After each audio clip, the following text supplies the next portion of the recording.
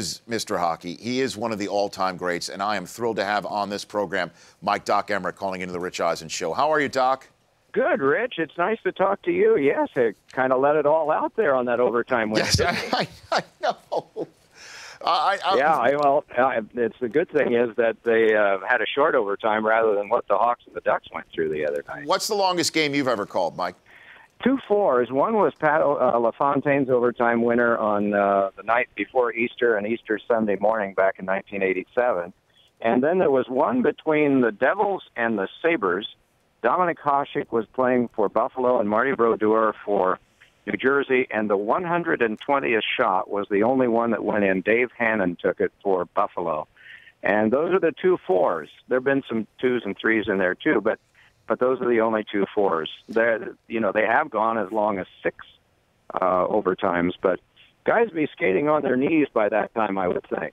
Mike Emrick joining me here on the Rich Eisen Show. What to make of Henrik Lundqvist's turn of events here? I mean, here's a guy who just pitches shutouts as they come in big crucible Game 7s, one after another, and now it's back-to-back 6-goal games for Tampa. What do you make of this, Doc? Well, a friend of mine once quoted Chris Collinsworth the other day. Okay. And he said, the other team practices too.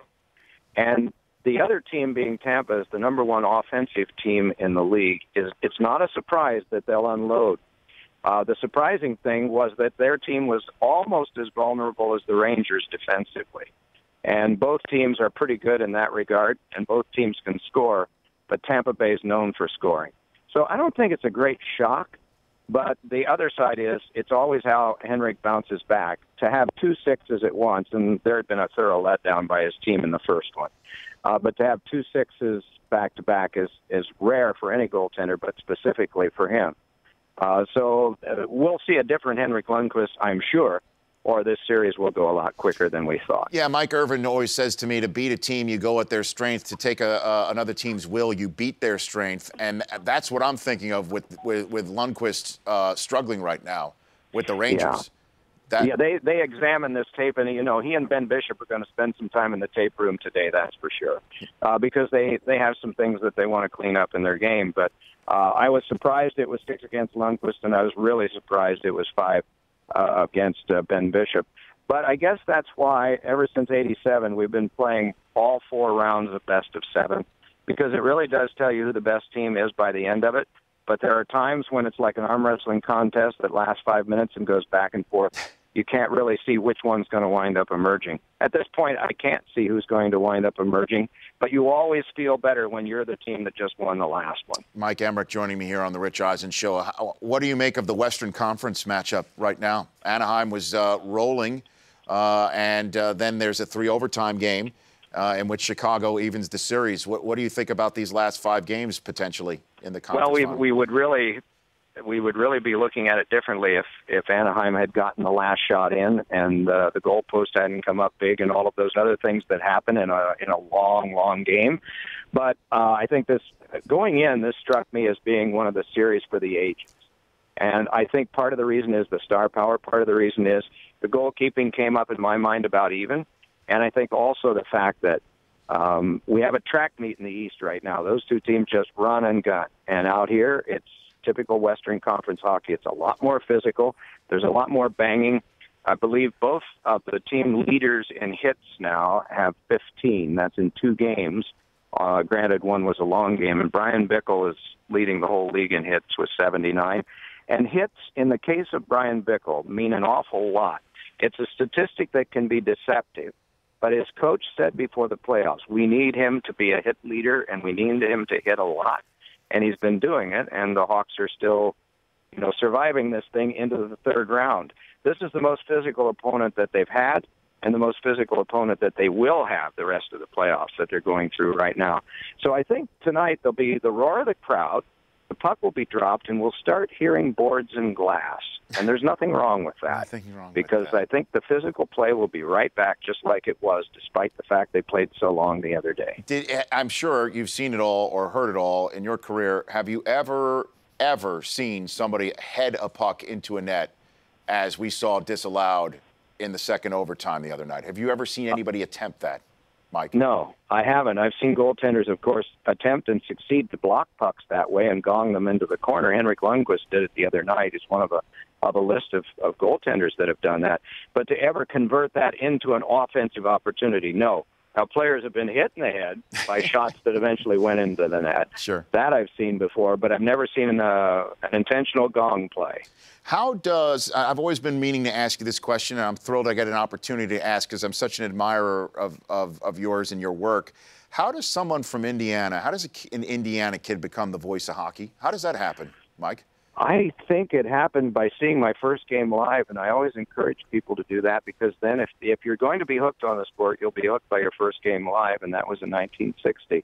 And it became an ambition of mine. And, you know, Rich, in this line of work, a lot of us really want to do something in our life. We really, really want to, but we never get the chance. And I was fortunate I got the chance.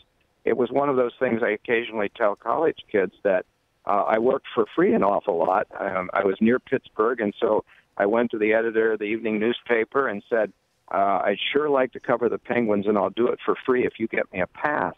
He said, sounds like a good deal. So I was a journalist, in quotes, with a question mark. I don't know how these guys ever write the way that they do and how they ever learn to write fast, but they do. And so I did that, and then I'd go off to empty arenas with a tape recorder and pretend to do the game, get a lineup and sit down and pretend I was doing the game. And all of those things that I was hoping would someday get me a chance.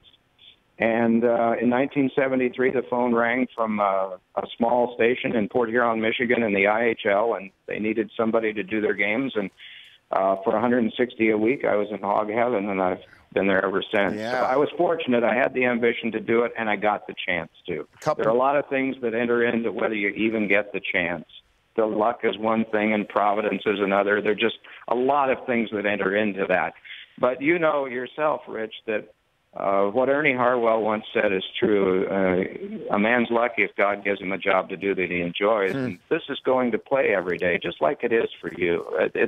If you enjoy it, people know that because it reflects in your work, and I know that does with you. And it sure is something that I get a kick out of every day, get to go and be around the best athletes. They usually give you a good seat. And you don't have to pay to get in. It's just a whale of a job. It is that. And again, it's your use of words, Doc. It's the way that you use your vocabulary. It does remind me of the way Dr. Jack Ramsey would broadcast. Another doc, you know, he would just relish the vocabulary and how you use different verbs to describe what somebody's doing with the puck or saving the puck. We noticed online somebody recounted the number of different verbs you used during a broadcast of the Olympics. Do you have a list? Do you write it down? No. Where does it come from? No, it's probably from doing about 3,500 games. There's nothing conspiratorial about it. I don't come in with something that I'm going to say. Well, you see something happen and you react to it accordingly. And a lot of times it's the same word that you used 25 years ago and that you use over and over again. And then every once in a while you see emotion out there that you react to, like the other night in Madison Square Garden. There was kind of a sweeping motion with a stick to wheel the puck out of danger, and it looked like the old highlight players, so I just said highlight. Now, I don't know where it came from. It certainly wasn't prepared. It just sort of spontaneously carried from that. The great announcer Dick Enberg, I read his book, and he said, some of my best ad-libs are written down. There are some things that I do write down that I want to say just the right way, especially if it's a story about a player that has some emotional content into it. I want to make sure that I don't ad-lib it and then maybe butcher it along the way. So those things I'll write down, but the rest of it is pretty spontaneous, just like the sport is itself. Well, the reason why I asked that is not only just to point out how much I admire what you do and how you do it, but I have a couple of verbs here that I'd love to pass along to you to maybe, if you could put it in your repertoire sort of as a wink and a nod to this show and its listeners and viewers, maybe if you drop it in. If you could. Let's hear them. Okay, here we go. I've got a list of them here. Are you ready, Mike? Yeah, go ahead. Okay. Tweaked. Go ahead. Pipped. Tweaked, okay. Pipped. Feathered. How is that? Pipped, P-I-P-P-E-D. I don't know if it's a word or not, but we're just throwing it out there. I'm pipped. That sounds pretty good. Okay, go ahead. Feathered. Feathered, yeah, I've used that one. Okay, but that's we'll cross good that off. because it really does describe an accurate motion in a nice slick pass. Glunked. Glunked. No, I haven't used that one. Okay. At least I don't think I have, unless you heard it sometime and I've already forgotten about it. That's pretty good. Here's a couple more. Blurped. Yeah. I like this one. Sproinked.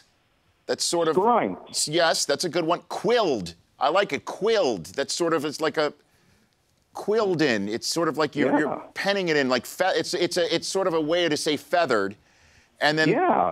It is. Well, they're almost synonyms, aren't they? Yes, and That's then very good. And you've done a lot of work on this, I can tell. Last one, Mike, because everybody, especially even from Indiana, needs a little Yiddish. Kvetched, kvetched. Somebody's kvetched the puck. Yes. What do you think? Yes. Okay, kvetched. That's K-V-E-T-C-H. Yes. Yes. Yes. Okay. Yes. Very good. Yeah, you've given me a lot here. That's a lot of food for thought, Mike. But that's Well, I like that. Thank you very much for doing that. Rich. Well, we'll keep an ear peeled. Okay. Okay. That will be a wink and a nod to the show if I have the presence of mind to get one of them in. And we'll just see that it matches the action. That's all. Of course. The main criteria. Hey, listen, it's got to. If it somehow or other approximates what I'm seeing, but that's great. I appreciate the time that you took to do that. You bet. And it's got to be organic, as they say in our business, okay? I understand. Gotcha. Okay. That's a good way to say it, too. Okay, good. Thanks, Doc. Thanks for calling in. I look forward to the next time already. It's fun talking to you. Tell Chris and Chris hi. I will. There you go. There's Mike Emrick, Doc Emrick right here. Doc. The Rich Eisen Show, weekdays at noon Eastern. On Audience.